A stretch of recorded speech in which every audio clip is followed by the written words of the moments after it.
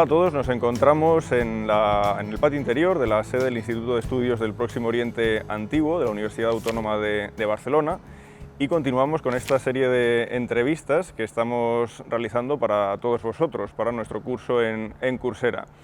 Hoy vamos a hablar con un egiptólogo que es especialista en cuestiones de género. Es un tipo de estudio al que quizás no estamos acostumbrados, pero que tiene sin duda una gran proyección. Marc Orriols, el doctor Marc Orriols, es licenciado en Historia por la Universidad de Barcelona y es máster de Egiptología y doctor en Egiptología por la Universidad Autónoma de Barcelona. Buenas tardes, Marc. Buenas tardes, José. Bueno, Marc, en la Universidad Autónoma de Barcelona tenemos un máster oficial de Egiptología en el que una de las asignaturas que se ofrecen es justo la que tú das y tratas sobre cuestiones de género. Pero entonces la pregunta para todos, para que lo entiendan mejor, sería, en realidad, ¿qué son las cuestiones de género? ¿Qué tipo de estudios se llevan a cabo? Bueno, los estudios de género contemplan lo que es el estudio del individuo como él mismo y después el resto de la sociedad que comparte espacio con él. De hecho, hay muchas situaciones que me encuentro que la gente confunde estudios de género con estudios sobre la mujer. A ver, los estudios sobre la mujer son una parte del estudio de género. El estudio de género contempla otros individuos, como puede ser incluso la masculinidad, por ejemplo, la vejez, toda la cuestión de las edades, el nacimiento, el niño, después por ejemplo, la homosexualidad también está contemplada dentro de los estudios de género. Sería un poco, pues todo el estudio es enfocado directamente al individuo y a su entorno social, evidentemente, cómo se comporta en el entorno. ¿Y qué aplicación tienen estos estudios en egiptología?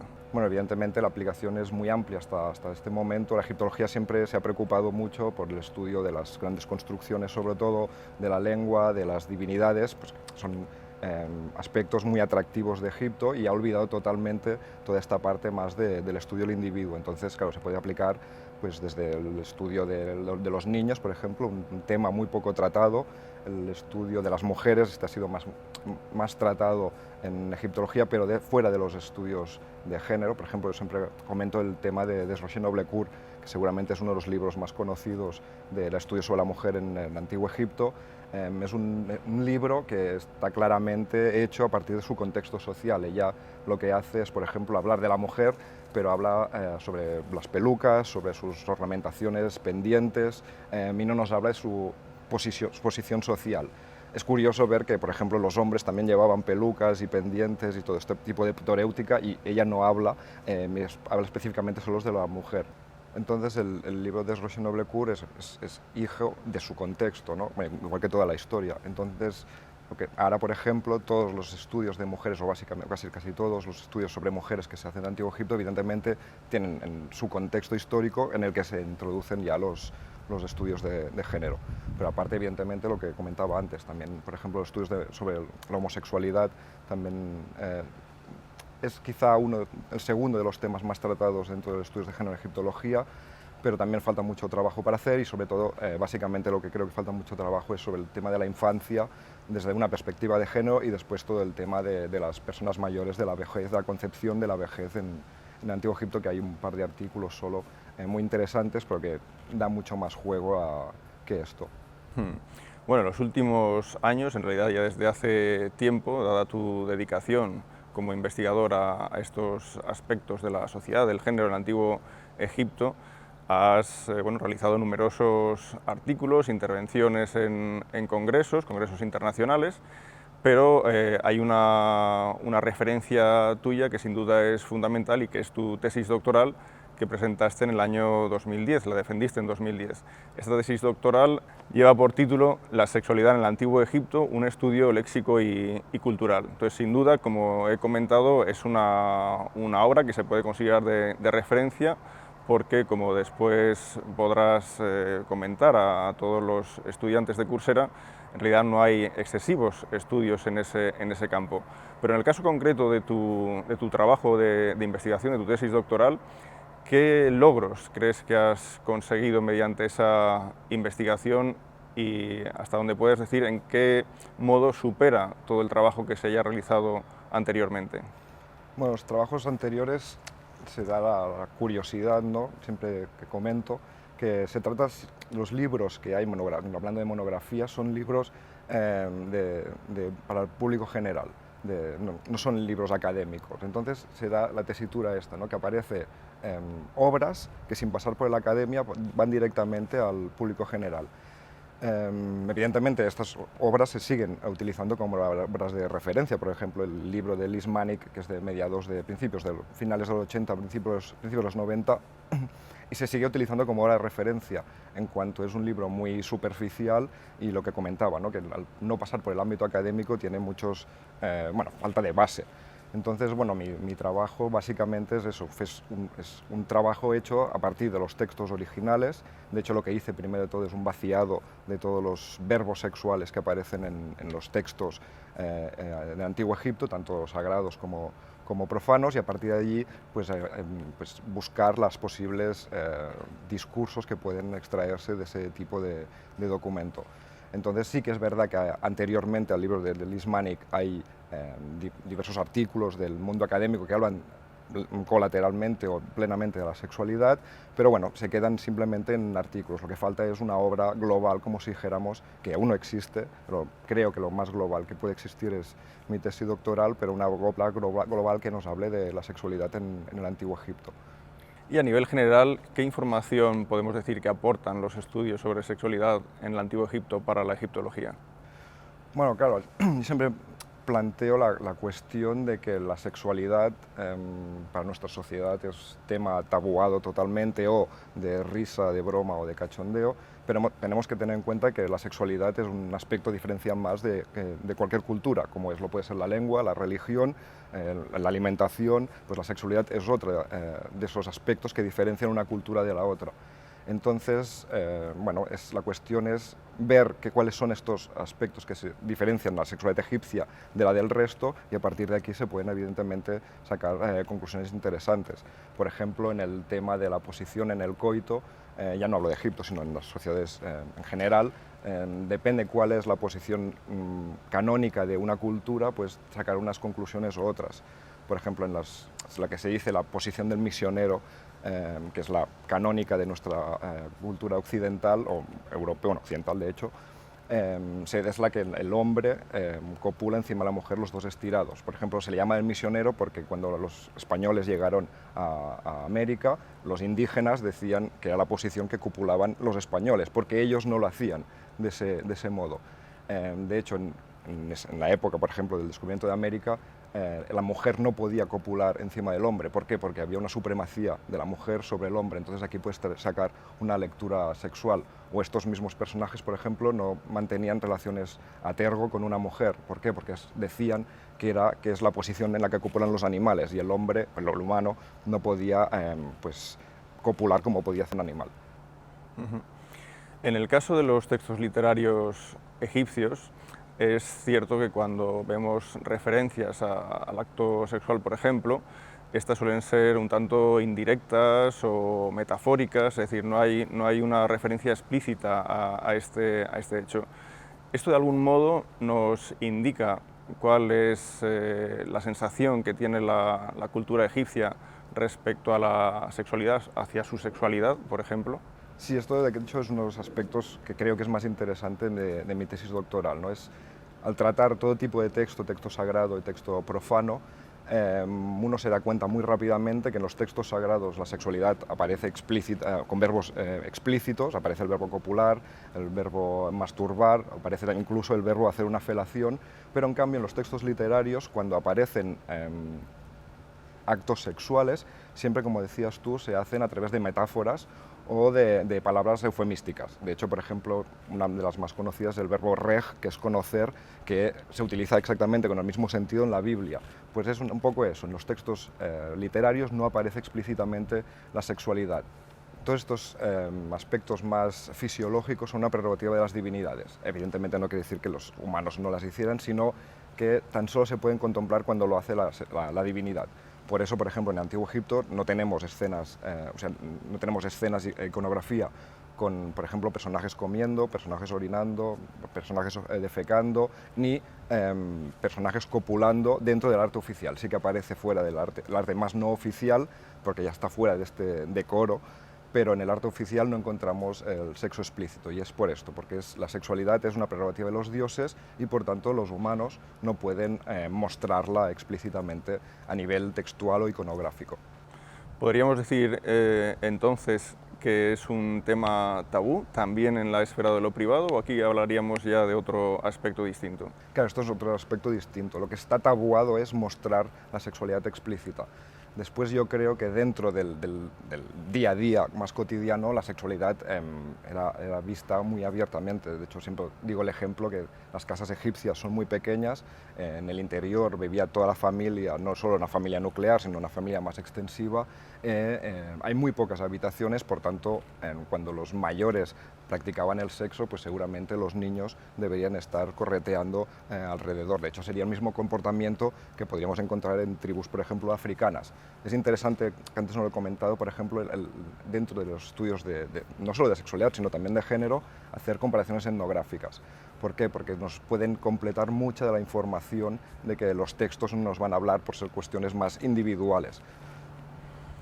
Quizás hablando de sexualidad, el papiro más conocido, más popular podríamos decir incluso, es el papiro erótico de Turín, o Champollion 55001, ¿no? Ese es un papiro que pertenecía a la colección Drobetti, con lo cual esto nos lleva a principios del siglo XIX, y desde esa época, desde el momento en que su colección es comprada por el rey de Piamonte y ya pasa definitivamente al Museo Egipcio de Turín, el papiro queda como, podríamos decir, como oculto, ¿no? Como relegado a un espacio oscuro por cuanto a que ofrece una serie de imágenes, claro, muy llamativas y muy explícitas. Entonces, en relación a ese papiro de Turín, que fue publicado por Omlin a principios de los 70, podemos ver aquí un claro ejemplo de cómo la egiptología ha tratado el tema de la sexualidad en el antiguo Egipto, es decir, cómo la egiptología ha aparcado ese tipo de estudios, considerados incluso a veces como obscenos, ¿no? Y fuera de lugar. Sí, la verdad es que sí, es un ejemplo muy bueno el tema del papiro de Turín. De hecho, es muy curioso, el papiro llega al Museo de Turín a principios del siglo XIX. El primero que lo estudia es precisamente Champollion, y dentro de sus notas, cuando lo estudia, hace una frase, ahora no sé literalmente cómo dice, pero dice algo así como: ¿cómo pueden hacer mis egipcios estas cosas? ¿No? Es el primer, creo que es, bueno, evidentemente el contexto social es lo que le tocaba a Champollion decir por contexto. Yo siempre me he preguntado qué pensó Drobetti cuando lo vio por primera vez, y porque de hecho representa que puede ser una persona de mente bastante abierta, porque comprar eso y llevarlo a Europa, pues realmente sería interesante poder encontrar qué reflexiones hizo él en ese momento. Lo que decía, aparte de Champollion, el papiro de Turín estuvo encerrado dentro de los almacenes hasta 1973, como decías tú, con la publicación de Omlin, donde se hace, de hecho, la primera publicación abiertamente de esa sexualidad en el Antiguo Egipto. A partir del 73 el papiro no estaba expuesto en el museo. La primera vez que se expuso al revés. En el verso hay la parte más erótica, pero en el recto lo que tenemos son escenas de lo que se dicen que podrían ser fábulas de animales, y hace relativamente poco que al papiro se le ha dado la vuelta y actualmente lo podemos contemplar por su parte erótica. De hecho, se trata de un papiro único y, por ejemplo, el Museo de Turín no hace excesiva publicidad de tener este ápax dentro de sus figuras, pero podemos encontrar muchísimas historias sobre la censura egiptológica que ha recibido la sexualidad. Por ejemplo, hay un muy curioso, en las distintas publicaciones del Petrie Museum aparece un pequeño grabado, creo que es de Senuseret II, que está delante de la divinidad Amon-Min, que aparece siempre itifálica. En los primeros catálogos el falo desaparece totalmente, y hay uno muy interesante, a mí me gusta mucho, siempre en clase lo presento porque es curioso, porque justo pone en el cartel de la fechación de del grabado delante del falo de Amon-Min, tapando precisamente la parte impura, entre comillas. También otra cosa interesante es, por ejemplo, lo que hace Lefebvre en sus traducciones. En el cuento de Horus y Set, ellos dos mantienen una relación homosexual en un momento dado del cuento, y Lefebvre lo que hace es, cuando está haciendo la traducción, dice que ese pasaje es muy oscuro y pone una nota y traduce, miras, todo el texto lo está traduciendo en francés, ese fragmento donde hay el escarceo sexual entre Horus y Set lo traduce en latín, por ejemplo, para que solo las mentes más cultas y puras puedan tener acceso al pasaje sexual, ¿no? Y hay muchas historias, pequeñas historias de esto, ¿no? La censura egiptológica que actualmente aún aparece. Por ejemplo, la mayoría de piezas de sexo explícito no están expuestas en los museos. En el Petri Museum tienen 3 o 4, sí, unas 5 piezas muy interesantes ya de época grecorromana, por ejemplo, y están abajo, en una vitrina abajo, oscura, que tienes que agacharte para poder verlas y no las puedes ver bien.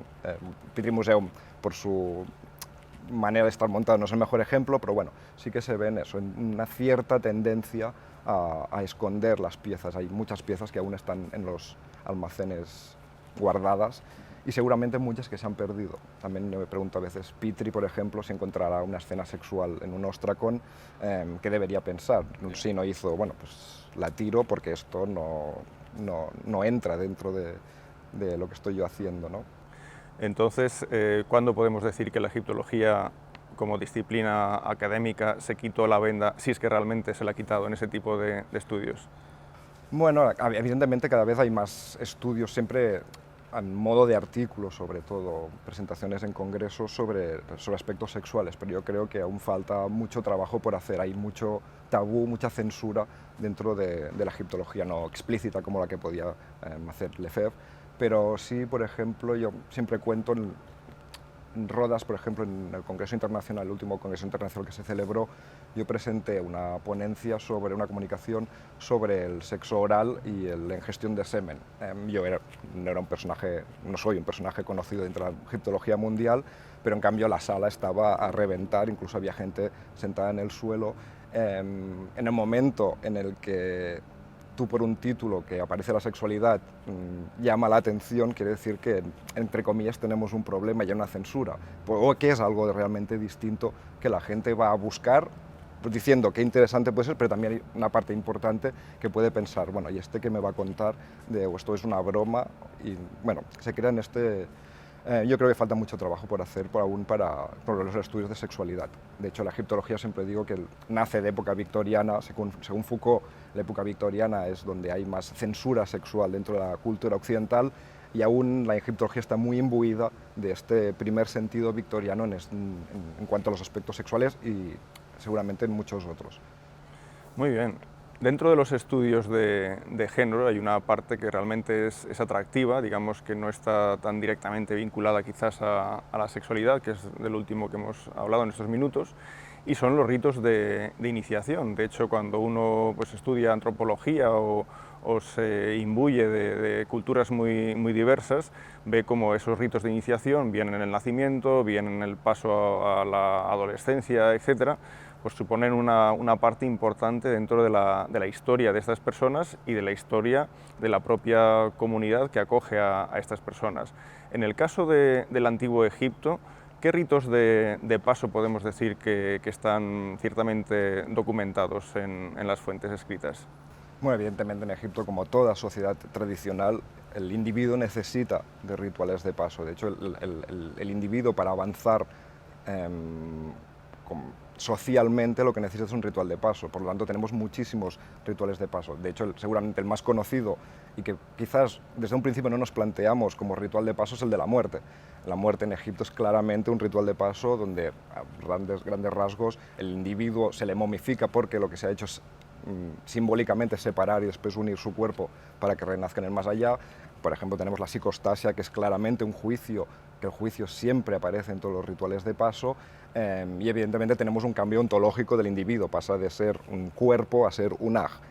Este es el más conocido, pero evidentemente todos los cambios importantes dentro de la vida del individuo van precedidos de un ritual de paso. El nacimiento parece es un ritual de paso clarísimo. Y después también, evidentemente, el ritual de paso de la adolescencia, ¿vale? Que en Egipto, por ejemplo, en este caso, para el hombre se haría a través de la circuncisión, aparte de otro tipo de rituales que evidentemente irían alrededor de ella misma, y en el caso de la mujer ya es más complejo. Hasta ahora se hablaba de la clitoridectomía, de la ablación del clítoris, pero yo en mi tesis precisamente lo que hice es aportar una nueva idea, ya que la ablación de clítoris no está documentada en Egipto, ni en textos, ni evidentemente en momias. Es bastante difícil, la verdad, ver si una momia está hablada o no, pero bueno, no parece que esto sea así. Entonces yo lo que propuse una nueva propuesta en el que el ritual de pubertad de las mujeres podría ser algún tipo de desvirgamiento artificial por parte de ciertos individuos a través de algunos de los falos votivos que se les llama, y este falo después sería ofrecido, por ejemplo, a diosa Hathor. La mayoría de ellos están encontrados a Deir el-Bahari, y estos falos serían ofrecidos como votivos a la diosa Hathor para tal de facilitar la fertilidad de la mujer a partir precisamente del momento que pasa de ser niña a ser mujer, que es evidentemente cuando puede quedar ya, es potencialmente embarazable, como si dijéramos. Bueno, precisamente hablando de la mujer, este también es un tema muy atractivo, y especialmente en el antiguo Egipto, pero a veces puede conducir a ciertos errores, ¿no?, que de manera fácil pueden difundirse. Y me refiero, por ejemplo, al papel real que desempeña la mujer en el antiguo Egipto. Es cierto que hay documentos que en cierta medida parecen anunciar, ¿no?, que la mujer egipcia tiene capacidad de negociar con los bienes personales que ella tenga, tiene capacidad de hacer con su herencia lo que quiera. Por eso tenemos, por ejemplo, el testamento de Naunacht, de la época de Ramsés V. En fin, son una serie de documentos que aportan quizás reflejos puntuales de la situación de la mujer o de un tipo determinado de mujer, y que han dado a entender, al menos en ciertos círculos, que bueno, pues la mujer egipcia está a un nivel que en ocasiones se ha comparado a la de mujeres incluso de principios del siglo XX, al menos en ciertos países, y en todo caso mujeres que tienen una serie de derechos superiores a los que podría poseer una mujer de la antigua Grecia o de la antigua Roma. Entonces, en relación a todo este tema, ¿cuál es tu opinión? ¿Realmente qué importancia tiene, qué derechos tiene la mujer respecto al hombre en el antiguo Egipto? Bueno, la verdad que esto es un tema que realmente es lo que dices tú. O sea, yo tengo la sensación siempre de que la gente habla de igualdad de la mujer egipcia versus al hombre. Primero lo que tenemos que plantear es si hoy día aún hay igualdad entre mujer, o sea, hablamos de igualdad hoy en día entre mujer y hombre y no existe, no es real, entonces aún podemos hablar menos de igualdad entre la mujer y el hombre en el antiguo Egipto. Es verdad que la mujer tiene, por ejemplo, incluso potestad para divorciarse. O sea, hay documentos en Deir el-Medina donde mujeres se divorcian, que después se casan con otros hombres. O sea, sí que hay una serie de ventajas, podemos hablar, entre muchas comillas, respecto, por ejemplo, lo que decías tú, mujeres que vivían en Grecia o en Roma, donde la mujer casi estaba anulada como ella misma. Pero, por ejemplo, nos tenemos que plantear, por ejemplo, por qué no existen casi, aunque las hay, son tumbas de mujeres. En las tumbas, ya es del Reino Antiguo, el propietario es el hombre y la mujer va como vinculada al hombre. Por ejemplo, en Deir el-Medina, por ejemplo, está demostradísimo que las mujeres que vivían en la ciudad no vivían en Deir el-Medina por ellas mismas, sino vivían porque eran la esposa de un hombre. Y yo creo que el ejemplo más claro es el ejemplo de las viudas. Las viudas en los textos, tanto en los reales como los más cotidianos, siempre se dice que se tiene que defender a la viuda. ¿Por qué se tiene que defender a la viuda? Porque ha perdido su referente masculino. Entonces ella queda desvalida dentro de la sociedad y el canon en las tumbas o los reyes lo que tienen que hacer es decir, yo he protegido a la viuda y al huérfano, porque al huérfano también es importante como niño, porque también ha perdido su referente masculino, porque si no socialmente quedan como desamparados. Entonces yo creo que esto refleja muy bien que realmente la mujer de hecho no tenía una autonomía, no era autosuficiente, que es lo que hablaríamos cuando hablamos de igualdad. Y otro tema, aunque es un poco distinto, es el tema, por ejemplo, de la realeza. Tenemos 4 o 5 reinas dentro de la realeza egipcia. Es verdad que esto es por una cuestión de arquetipo, porque el arquetipo del rey egipcio es un hombre, pero igualmente tenemos 4 o 5 reinas delante de 3.000, 4.000 años de historia. Si vas mirando detalladamente la exposición y las posibilidades de la mujer, se ve perfectamente que no había ningún tipo de igualdad. Eso sí, sí que tenían ventajas si lo comparamos evidentemente con mujeres griegas o romanas. Sí, bueno, sin duda es un tema muy interesante y del que podrías estar hablando horas y horas, seguro. Bueno, hemos hablado de la mujer, hemos hablado de sexualidad, de ritos de paso, ritos iniciáticos, pero quizás para terminar con esta entrevista sería conveniente también hablar un poco de la vejez en el Antiguo Egipto. ¿Qué concepto tienen los egipcios sobre la vejez, sobre sus ancianos? Bueno, la verdad es que esto, como comentaba al principio de todo, ¿no? La vejez es uno de los grandes vacíos que creo que hay a la hora de estudiar la vida de un individuo. Hay muy pocos artículos, pero sí, a primera vista hay cosas ya interesantes. Por ejemplo, hay una diferencia muy clara del trato del hombre mayor de la clase social alta al hombre mayor, al hombre o la mujer mayor de las clases sociales más bajas. Al hombre mayor, las clases sociales altas, se le venera por su sabiduría. De hecho, un poco lo que encontramos en casi todas las culturas. De hecho, esto no sería anómalo comparado con otras culturas, sino sería un poco la figura del sabio. Pero en cambio, dentro de las clases sociales más bajas, y se ve perfectamente reflejado en pinturas, sobre todo del Reino Antiguo, hay una pintura muy contundente. Aparece un señor mayor carreando una vaquilla, ayudándolo a atravesar el río, y detrás aparece un chico joven con una vaca más grande, y el chico joven le está insultando al hombre mayor de delante, le dice literalmente ges, que es mierda, tira para adelante. Entonces yo creo que es una imagen contundente, pero que es un poco lo que refleja perfectamente cómo se concebía al viejo de la clase social baja, que es una persona que ya no servía para sus funciones y que por tanto era una persona, pues, no detestable, pero sí, bueno, un poco nos choca porque nosotros, precisamente a las personas mayores en principio las tenemos como para ser respetables, y en el Antiguo Egipto lo que parece, como mínimo a través de las pinturas de la iconografía del Reino Antiguo, por ejemplo, es completamente al contrario, ¿no? Es despreciable. Esa persona pues ya no tiene su función social, seguramente porque ya no puede trabajar, porque está incapacitada. Sí que es verdad que es interesante que cuando hablamos de personas mayores en Egipto podemos estar hablando de personas de 35 años, por ejemplo, que esto también son baremos que tenemos que bajar un poco. Entonces también, por ejemplo, vamos al ritual iniciático, contamos que podría ser a partir de los 12, 14, 16 años. Y un hombre mayor ya es eso, pues una persona de 30, 35 años, pues ya es una persona considerada mayor, porque el índice de mortalidad evidentemente era altísimo.